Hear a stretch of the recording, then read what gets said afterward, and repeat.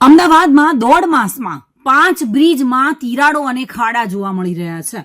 Subhash bridge, Parikshit Lal Majumdar bridge, Guruji bridge, Gujarat college bridge, income tax bridge, Dadhichi bridge અને હવે અમદાવાદ અને ગાંધીનગરને જોડતો સૌથી મહત્વપૂર્ણ એવો ઇન્દિરા બ્રિજ, જેમાં તિરાડ અને ખાડા જોવા મળી રહ્યા છે.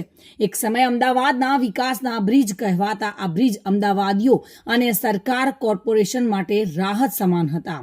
આ બ્રિજો પરથી પસાર થતી વખતે અમદાવાદીઓ ગર્વનો અનુભવ કરતા હતા. આ બ્રિજ પૂર્વ અમદાવાદને પશ્ચિમ અમદાવાદ સાથે જોડે છે, પરંતુ હવે એક બાદ એક આ બ્રિજમાં પડતી તિરાડો અમદાવાદીઓને ડરનો અનુભવ કરાવી રહી છે. ક્યાંક બ્રિજમાં તિરાડ પડે છે તો ક્યાંક મસ્ત મોટા ખાડા પડી ગયા છે.